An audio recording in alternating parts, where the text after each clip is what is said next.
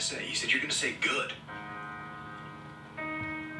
He said, that's what you always say. When something is wrong and going bad, you always just look at me and say good. And I said, well, yeah.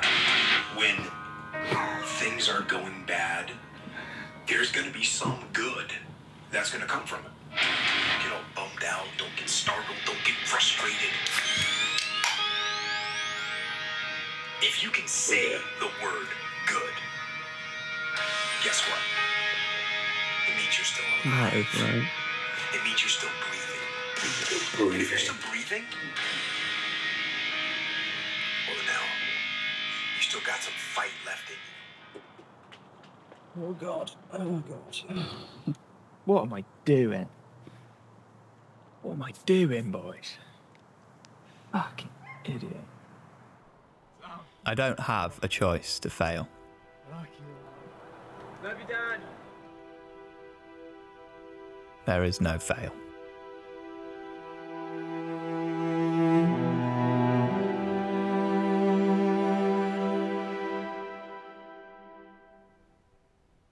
Four years ago, today, my dad was diagnosed with brain tumour, which came as a shock to everyone because my dad's always been a fitness guy. He was my football coach from when I was 5 years old. Yeah, he was always active. So it came to a massive surprise to us that like his health could be in any way, shape or form deteriorating. You know, as a nephew, it was, full on. He always had a nurse in his room, sat by his bed. It was that intensive. 3 years on from that, he's at home and he's got his own form of independence, but the four walls that surround him aren't accessible enough for him to live. Hello, lads. All right. Rob, how do we help you? How do we get to the next stage? What do we do? How do we go from there?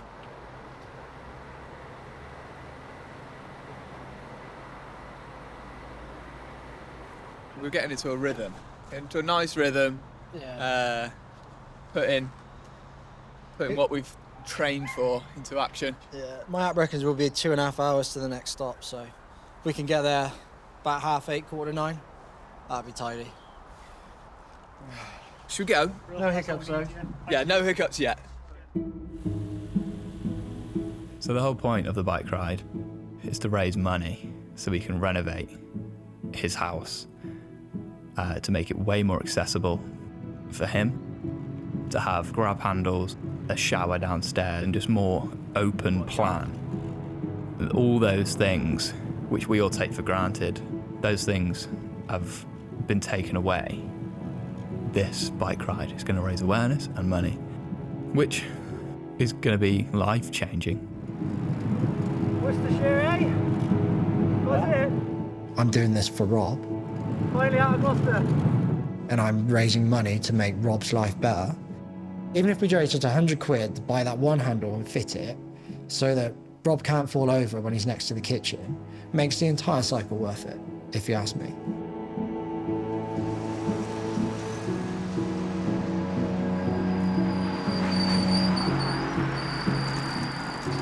Checkpoint 2, baby. It's good pace, though, isn't it? It's great pace. Good pace. We're half an hour early.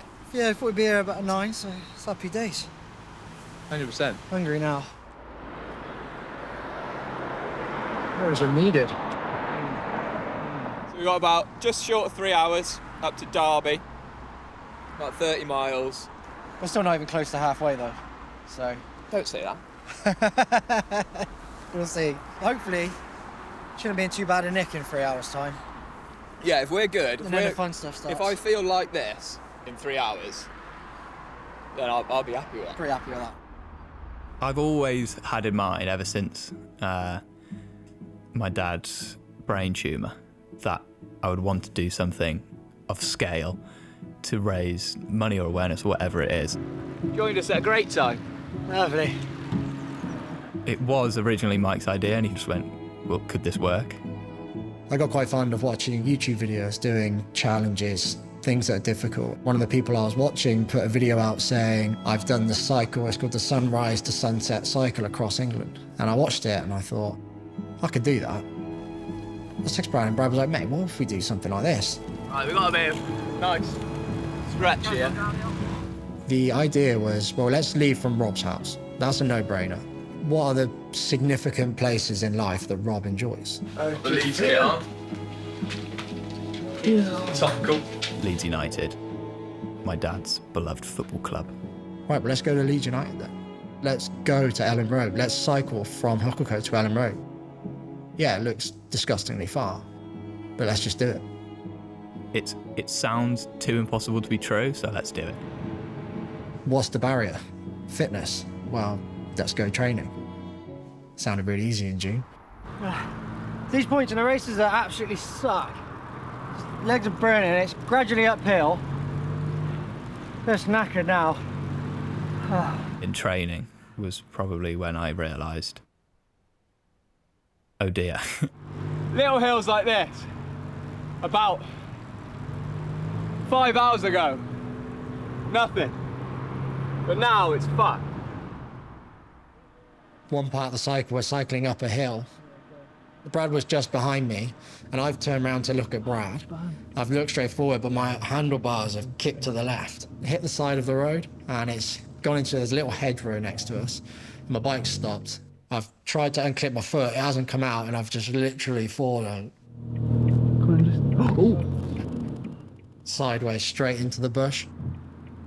Brad was roaring with laughter behind me, but I had about 20 seconds of rest. You just got to keep going.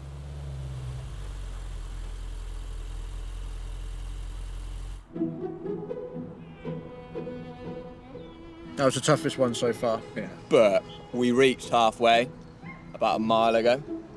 So that was like... That was good. Yay. I only did 2 bike rides before this. One was 127k, which was the first one, and then I did 100k. Now we're at 133, so everything from here I did. is uncharted territory. I've done a few, but my biggest ones were 150 and 155, so I'm about 20k away from uncharted territory. Thing is, you can't do all of this and not enjoy a beer at the halfway moment. You absolutely can, because I'm not Absolutely touching a beer. can. 128 calories, much needed. Thank you. And it doubles up his pain relief. And this next stretch is going to be painful. I didn't know I was going to be on that bike for another 11 hours. If I'd have known at that point how difficult the rest was going to be, I'd have had more than one beer. And just having to put that little bit more effort into each stroke, because you can feel every single stroke. Yeah. Cycling to Leeds is a very long way, but fundamentally, you are just putting one pedal in front of the other for nearly 19 hours. By fixating on a white line, you're just taking away all the other noise of raining, I'm cold, I'm freezing. Just watch the line and just follow it. You can almost eliminate everything around you and just focus on that white line, you versus that white line, and just crack on.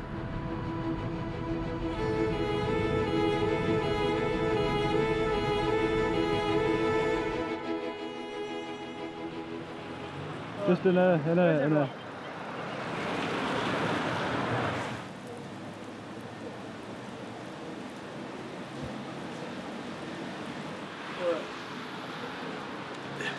That's dirt and that's clean.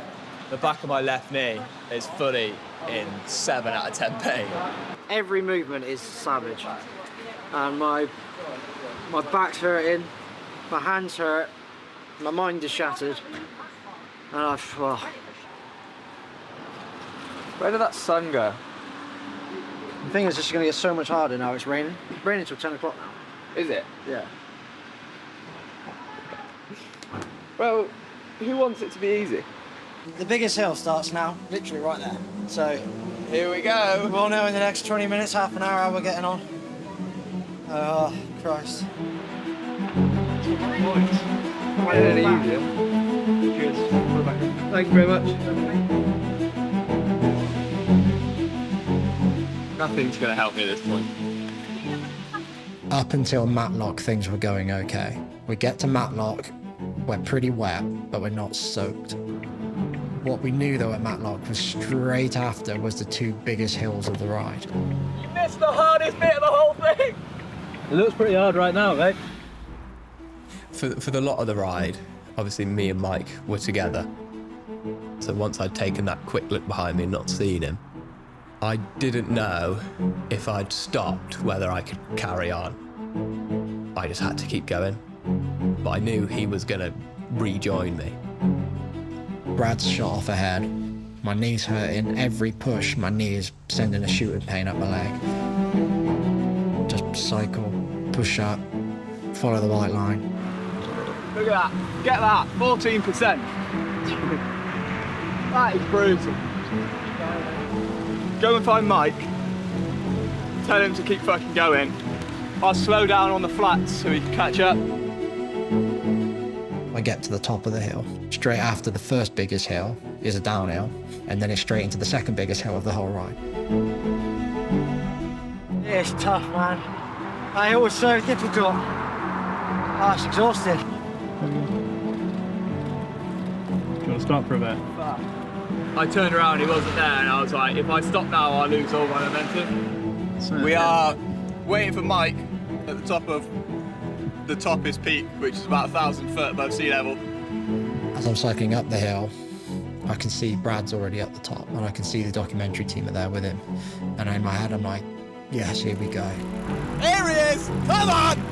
Come on, Mike! Come on, Mike! I got to the top of the hill and I seen everyone there, and I'm back with the team, I'm back with the boys. Got pins and needles in my arms. Yeah. That's not good. Tops! Look at that downhill, look at that downhill, boy! And then we go again. It was so physically demanding, but there was no option to quit. We're doing this for Rob. My dad fought through impossible odds to survive 2 12-hour operations. The idea that he did it in part for me. Now, can I do it for him? The weather has absolutely kicked our ass for the past 2 or 3 hours. The downhills aren't fun because we're trying to manage our brakes. The uphills are just as bad.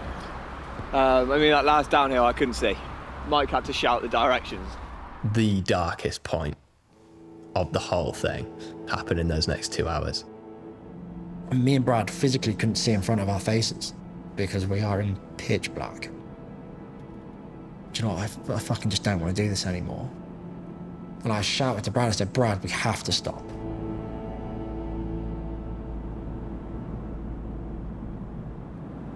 That was a big slash. Oh, that was horrible. No, that was one of the worst. That was the worst thing by a mile. Oh, so hard. I felt alone, I felt ruined. I couldn't carry on. The physical and mental exhaustion that I felt at that time was like nothing I'd ever experienced or I beg to experience again. I need that food, man. Can we put the camera down and grab the food? Oh, fork's in there, fork's in there. We're giving him a hot cup of tea with sugar in, we're giving him pasta. I'm thinking a lot about going home. I had all these negative thoughts going through my mind. And then I had this other little thought in my head of, Rob doesn't get the opportunity to quit. Rob can't just quit. I would say that a day in Rob's life is harder than that cycle.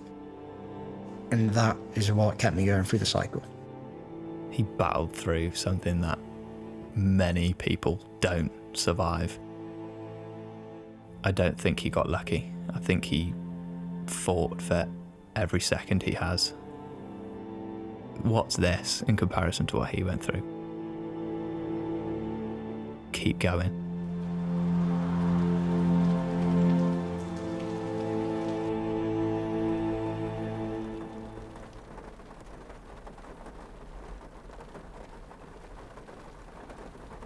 But right now I've got 0.85 miles to get to the next checkpoint. And that's all I can think about. But we're not going to be at this checkpoint long. Because we want to go home.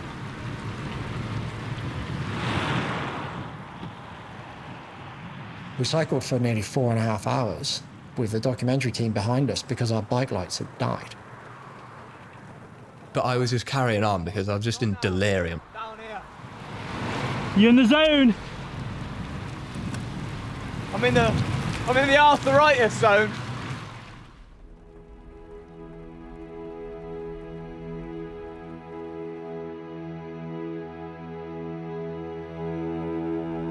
I can't really think right now, to be honest with you. That's all right. Yeah.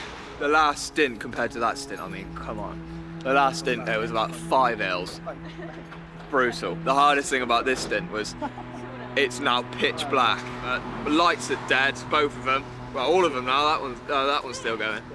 Yeah, so we've got no lights. We've got his phone torch on, so we've had to ring the support crew and be like, you need to get in now. We were in it together and we both had that emotional connection. When I was led on the floor in Texaco Garage, Mike was stood there going, right, come on, let's go. And then when he was in a hole and I'm stood at the top of the hill going, go on, Mike, come on. We pulled each other through. I've got someone there by my side like Brad. I can't give up because Brad won't give up.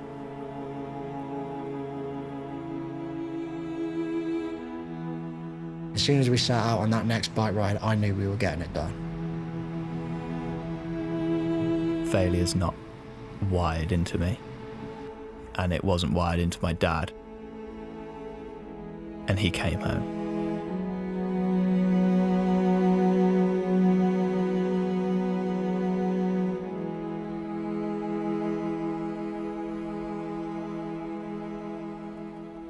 Mike saw it first, he went, there it is.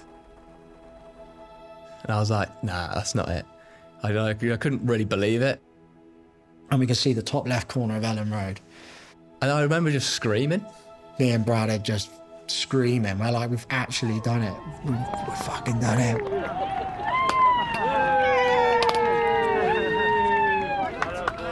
Jesus Christ.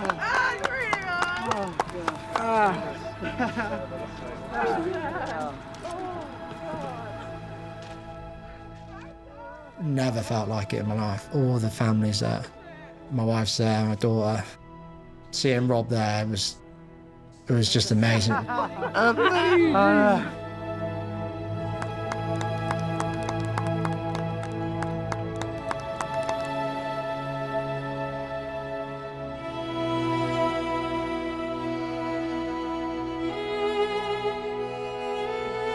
takes 19.5 hours.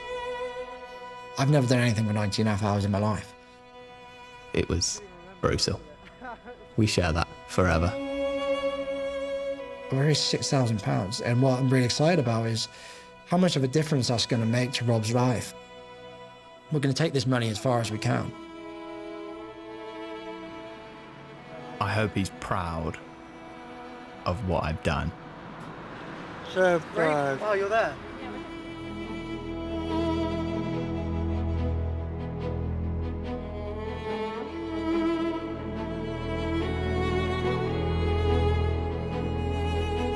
What they've been through is truly amazing. And I know they are passionate people who do it for love.